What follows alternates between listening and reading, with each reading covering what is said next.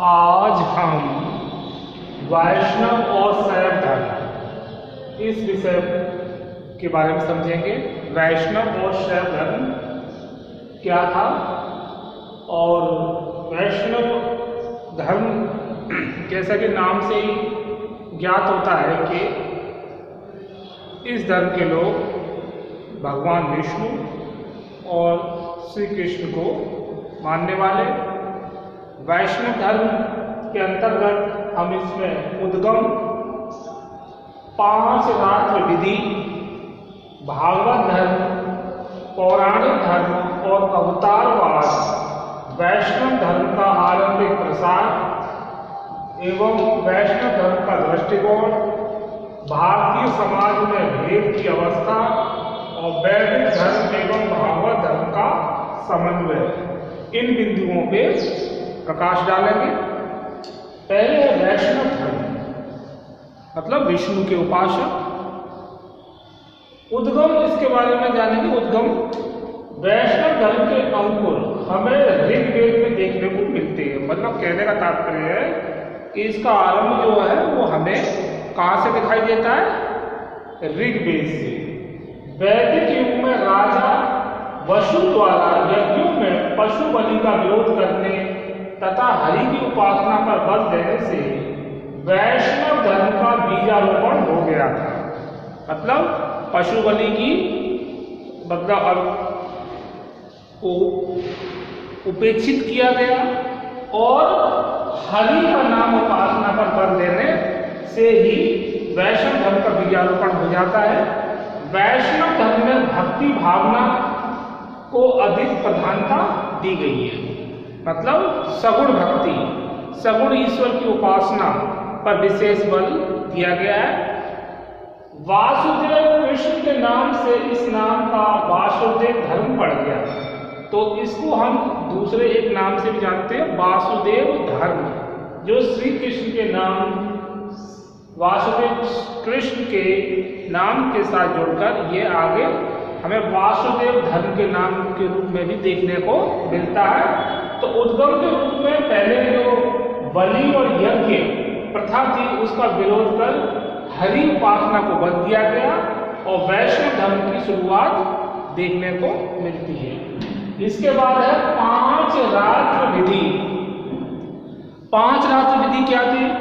विक्रम संवत के पूर्व 30वीं शताब्दी तक इस धर्म की विधि 5 रात्र विधि में परिणत हो गई।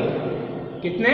5 रात्र विधि में परिणत हो गई और इसका नाम भागवत धर्म के रूप में परिवर्तित हो गया। भागवत धर्म 5 रात्र मत के अनुसार सृष्टि का बीज प्रलय के रूप में भगवान वासुदेव के रूप में सिमटा हुआ है। मतलब प्रकृति के प्रलय के बाद सृजन करने वाले भगवान विष्णु, तो भगवान विष्णु के रूप में क्या सिमटा हुआ है? बीज, सृष्टि का बीज प्रलय के रूप में भगवान वासुदेव के रूप में सिमटा हुआ है और उसकी शक्ति, इच्छा शक्ति, क्रिया शक्ति और भू शक्ति, जिन्हें मन, प्राण और भौतिक प्रकृति की क्षमताएं कहा जाता है। तो कौन कौन शक्तियां हैं? इच्छा शक्ति, क्रिया शक्ति और भू शक्ति, जिन्हें मन और प्राण भौतिक प्रकृति की क्षमताएं कहा जा सकता है। पूजा के 5 अंग बताए गए हैं 5 रात्र विधि के अंतर्गत। कौन कौन से अंग है? नंबर 1 अभिगमन, दूसरा उपादान, दूसरी विधि क्या है? उपादान। तीसरी है इज्या, चौथी है स्वाध्याय और 5वां है योग। मतलब 5 रात्र विधि में 5 प्रकार की पूजाओं का मतलब पूजा के 5 अंग बताए गए हैं। पहला अभिगमन, उपादान, इज्या, स्वाध्याय और योग। इसके बाद है भागवत धर्म, जो अगला टॉपिक है भागवत धर्म की। भागवत धर्म क्या है? ईसा से कई शताब्दियों पूर्व भागवत धर्म का उदय हो चुका था। भागवत धर्म में याज्ञिक कर्मकांडों के स्थान पर नारायण की भक्ति का उपदेश देखने को मिलता है। इसमें निर्गुण ब्रह्मा के स्थान पर सगुण ईश्वर की प्रतिष्ठा की गई है। तो भागवत धर्म में इस बात पर विशेष बल दिया गया है कि ईश्वर की जो भक्ति है वो सगुण रूप में ही की जा सकती है, क्योंकि ईश्वर साकार रूप में है। तो ईश्वर की कल्पना करके उसकी भक्ति करने में इतना आसान नहीं है।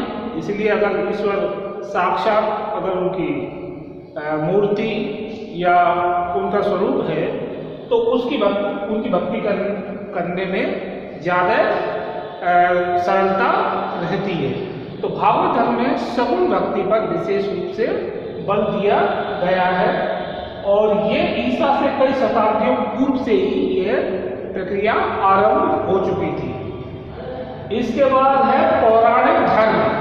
पौराणिक धर्म में गुप्त काल पौराणिक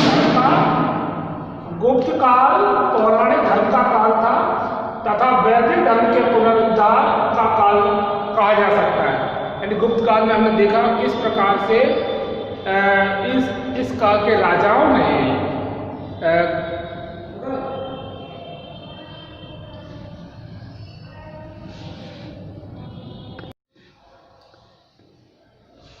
अब हम पौराणिक धर्म के बारे में जानेंगे। गुप्त काल में ब्राह्मण धर्म का उत्थान देखने को मिलता है और ब्राह्मण धर्म के उत्थान में गुप्त राजाओं ने अपना विशेष योगदान दिया, क्योंकि वो हिंदू रीति रिवाज और धार्मिक प्रवृत्ति के राजा थे। उन्होंने वैदिक धर्म का जो जैन धर्म और बौद्ध धर्म के उत्थान के बाद कुछ हास दिखाई देता था, तो उसको उन्होंने ब्राह्मण धर्म के उत्थान करके उसको उसका खोया हुआ गौरव लौटाया। तो पौराणिक धर्म में गुप्त काल पौराणिक धर्म का काल था तथा वैदिक धर्म के पुनरुद्धार का काल माना जाता है। गुप्त काल के वैष्णव धर्म में प्राचीन एवं नवीन तत्वों का समन्वय था। मतलब प्राचीन जो पुराने जो धर्म का स्वरूप उसमें और नवीन तत्वों का समन्वय दिखाई देता है, जिसकी अभिव्यक्ति भागवत पुराण एवं अन्य पुराणों में देखने को मिलती है। भागवत पुराण और अन्य पुराण हैं जैसे मार्कंडेय पुराण, विष्णु पुराण, तो उनमें इनकी अभिव्यक्ति देखने को मिलती है पौराणिक धर्म की। अधिकांश गुप्त सम्राट वैष्णव थे। क्या थे? विष्णु के उपासक और अपने को परम भागवत कहते थे। अपने को क्या कहते थे? परम भागवत। पुराणों के अनुसार भगवान को पूर्ण आत्मसमर्पण कर हम ब्रह्मा को आनंदमय अवस्था में प्राप्त कर सकते हैं। तो कहने का तात्पर्य क्या है? पुराण के अनुसार भगवान को पूर्ण आत्मसमर्पण कर हम ब्रह्मा को आनंदमय अवस्था में प्राप्त करते हैं। मतलब ईश्वर की जो उनका कृपा है उसको हम सच्ची भक्ति के द्वारा ही प्राप्त कर सकते हैं। यहाँ कहने का तात्पर्य ये है। अवतारवाद। भारतीय धर्मों में अवतारवाद विशिष्ट स्थान लिए हुए हैं। अवतारवाद के संबंध में विद्वानों की मान्यता रही है कि यह महाकाव्य काल की देन है। महाकाव्य काल यानी रामायण और महाभारत का काल, जहाँ हमें देखने को मिलता है कि रामायण काल में जो श्री राम का अवतार हुआ और महाभारत काल में श्री कृष्ण। तो रामायण एवं महाभारत में अवतारवाद का स्वरूप दिखाई देता है। वह अचानक उत्पन्न होने वाला अवतारवाद का स्वरूप नहीं था। तो ये अचानक ये कोई अवतारवाद का स्वरूप जो है वो अचानक नहीं हुआ। ये इसकी क्रमिक प्रक्रिया पहले से ही जारी थी। और जैसा कि हमने देखा कि गीता में श्री कृष्ण के द्वारा दिए गए उपदेश जो अर्जुन को दिए हैं उसके बारे में विस्तृत रूप से हमने जान सकते हैं कि किस प्रकार से कृष्ण ने अर्जुन को बताया कि संसार में कोई भी किसी का साथी नहीं है। ये एक तरह से लगाव और व्यक्ति की तृष्णा उसको बुरे मार्ग पर ले जाती है। व्यक्ति को कर्म पर ही विशेष ध्यान देना चाहिए और कर्म के बाद फल की इच्छा नहीं रखनी चाहिए। और जब जब इस धरती पर पाप की अधिकता बढ़ती है तो अवतार के रूप में मतलब भगवान एक ईश्वर जन्म लेते हैं। जैसा कि रामायण काल में हमने देखा श्री राम का जन्म हुआ और महाभारत के काल में श्री कृष्ण का। तो इस संसार में जो सत्य और असत्य की जो गति है, जो उनका संतुलन है, जब बिगड़ने लगता है तब धरती पर ईश्वर का अवतरण होता है। और जैसा कि अर्जुन जब युद्ध करने से पूर्व भ्रम की स्थिति में पड़े हुए थे और वो युद्ध करना नहीं चाहते थे, अपने ही लोगों पर अस्त्र नहीं चलाना चाहते थे, तो ऐसे समय में श्री कृष्ण ने उन्हें उपदेश देकर कर्म पर विशेष बल देने और अपना कर्तव्य निभाने और सत्य की रक्षा करने की विशेष उन्हें ज्ञान दिया। तो जब जब धर्म की हानि होती है तो इस धरती पर ईश्वर का अवतार होता है, जैसे राम और कृष्ण के रूप में हमें देखने को मिलता है। वैष्णव धर्म का आरंभिक प्रसार, वैष्णव धर्म का आरंभिक प्रसार है। वैष्णव धर्म का दृष्टिकोण सार्वजनिक था। क्या था? सार्वजनिक। यह वर्णाश्रम व्यवस्था के बंधनों से मुक्त था। मतलब वर्णाश्रम, एक तो आश्रम व्यवस्था थी कि वर्ण मतलब समाज जो विभिन्न वर्णों में विभाजित था उससे वह मुक्त था। इस धर्म के तीन नैतिक सिद्धांत दम, त्याग, अप्रमाण अंकित करवाए, जिनके आचरण से स्वर्ग मिलता है। कुषाण वंश के 3 राजाओं के नाम के आगे हमें वासुदेव जुड़ा हुआ है। वैष्णव धर्म का ईरानी जगत में गहरा संबंध भी दिखाई देता है। मतलब वैष्णव धर्म का प्रचार भारत में ही नहीं बल्कि अन्य देशों में भी हुआ और इससे बहुत सारे लोग जुड़े दिखाई देते हैं। तो वैष्णव धर्म के प्रचार प्रसार का कारण ये था कि इसने मनुष्य के अच्छे गुणों की ओर विशेष प्रकाश डाला, कर्म के सिद्धांत को बल दिया, अच्छे आचरण के द्वारा समाज में अपनी प्रतिष्ठा स्थापित करने को विशेष प्रोत्साहन दिया। तो वैष्णव धर्म का स्वरूप एक तरह से अगर हम देखें तो मानव कल्याण का स्वरूप दिखाई देता है। इसके बाद देखते हैं वैष्णव धर्म का दृष्टिकोण। तो वैष्णव धर्म का दृष्टिकोण सार्वजनिक था। यह वर्णाश्रम व्यवस्था के बंधनों से मुक्त था। पौराणिक वैष्णव धर्म ने मनुष्य तत्व को बढ़ावा दिया। भारतीय समाज में भेद, तो भारतीय समाज में भेद की अवस्था तो पैदा होती है जब